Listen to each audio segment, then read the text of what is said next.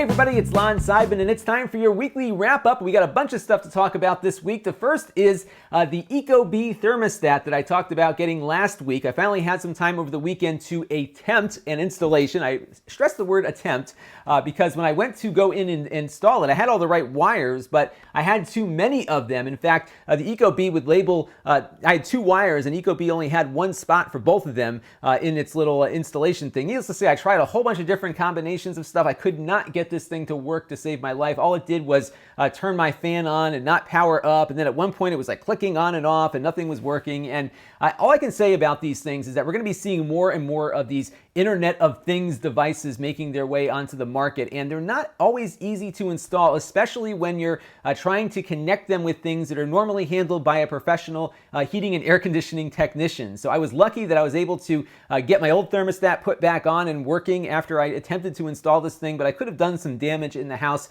Not to say this is a bad product, not to say that this won't be an easy product for you to install, maybe because you have better skills than I do with this kind of stuff, or maybe your system is just a little bit more modern than mine might be. Needless to say, just could not get this thing to work, and I think it's if you're going to be putting these smart thermostats in or other smart devices that interface with systems in your home, I would suggest reaching out to a qualified technician, because I don't think these things are really as easy as everyone makes them out to be. So I'm going to be sending this back to them, and I'm not going to be reviewing it, unfortunately, just because I could not get it to work here in my home, but maybe I'll call in a technician next time. Another neat thing that I saw was this. I got all these these emails from these companies in China with generic kinds of products. This is the kind of stuff you see on Amazon. Just these inexpensive, cheap things that sometimes are kind of hidden gems. So I'm always looking for something interesting. This one appeared to be interesting on the surface. This is a projector that was like $60, and it has an HDMI input. I said, oh, that's kind of neat. Let's see if this thing is worth it. So I reached out to the company that reached out to me. I said, yeah, send one over. Let's take a look at it. And I can tell you, it was horrible. It was just so dim, you couldn't see anything. And I was just like, how could they possibly get away with this? And then I looked at their product marketing on this thing. Look at this, low brightness for eye protection. So we're dimmer than everyone else, so you don't have to worry about your eyes getting blinded by the projector. So they're actually marketing their projector's lack of brightness. I think if you were in a completely darkened room, like with no light coming in whatsoever, you could probably see it. But even drawing down the shades in my office didn't seem to give me any kind of ability to see what was being projected. So I was expecting something in line with some of those Sony camcorders I've looked at in the past. This one didn't even come close to it, so I'm not even going to bother reviewing this one either. But I just thought it was funny. They had a lot of chutzpah to go ahead and just advertise their product this way. At least they're being honest about it, that we're dim and we're proud of it. So pretty cool how they did that. Another item that struck my attention or caught my attention this week was a Apple Watch, but this is not the Apple Watch. This is a watch that is running the old Apple II system in emulation. So look at this. It actually boots up to a basic prompt. You can program on it if you figure out a way to type on it. And it's got the sound effects. Isn't that cool? So it is a Kickstarter right now. I think his goals are a little too ambitious for this project. He's asking for like $115,000 overall. The watch itself isn't all that expensive for what you're getting, because it is a handmade, emulated Apple II. I think it's kind of a neat novelty gift idea, so I definitely wanted to share that with you. I'll put a link to the Kickstarter below so you can check that out. And I just thought it was kind of neat. I'm going to try to get him on the channel here for an interview just to talk about this thing. I just think it's a kind of a neat project. I'm always attracted to this retro stuff, and this is like the creme de la creme of retro hacks. I thought it was pretty cool, so we'll be looking at that.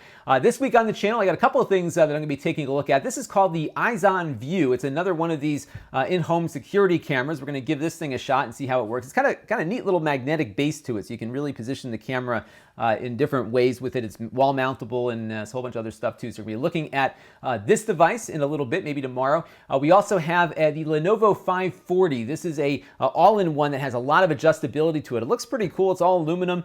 We saw this at that PepCom thing that I was at in New York City about 2 or 3 weeks ago, so you can check out that preview. I'll be getting it here into the studio towards the end of the week, so we'll be putting it through its paces. I also have another Lenovo laptop I've got to get to. It's still sitting over there. I've been meaning to get to it, just haven't gotten to it yet, so that will be coming up shortly as well. I also have already shot, I just have to get them edited and uploaded, so probably tomorrow look for these. I've got some follow-ups on the NVIDIA Shield TV, including its performance now with the live channels functionality, so you can watch TV, live TV on your NVIDIA Shield using an HD home run. I demonstrated that that during the initial review with the HD Home Run app, but now the native Android TV tuner is working as well because they've activated MPEG-2 decoding. So that is something that works really nicely on this device. We'll be checking that out. I also had some improvements in getting the Dolphin GameCube emulator running on it, thanks to some folks on the channel who pointed me in the right direction. So I'm going to be demoing that as well. So look forward to seeing that. And if you want to help the channel, you can. You can go to Lon.TV/Patreon and make a monthly contribution to the channel.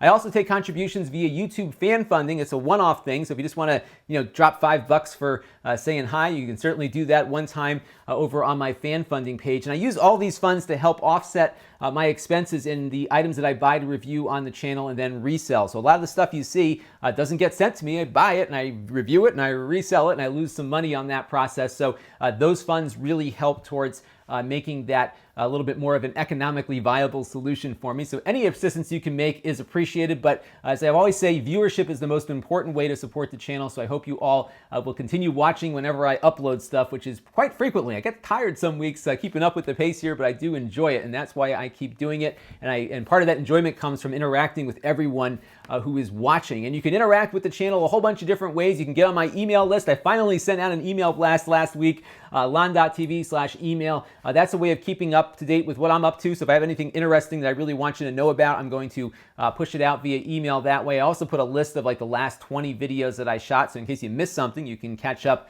through that email. I've got my forums at Lon.TV/forums. That's actually growing. I'm seeing some activity this week, so that's great. So if you have questions, you want to interact with me and some other viewers, go ahead and post something on there. And then I've got the Facebook page, which actually is growing a lot. I've really been seeing a lot of new likes on that page. I think I'm almost up to 800 on the page. So we got 52,000 YouTube subscribers, 800 Facebook likes, so or 700, whatever the number is. So definitely go in there and add your number to the list if you are a Facebook user, and that is at Lon.TV/Facebook. So that will do it for this week's weekly wrap up. I am getting ready to go out to Vidcon out in Anaheim, California. I think I'm going to have one more wrap-up video before I leave for that trip. And VidCon is awesome. It's this big convention for YouTube, essentially, and online video in general.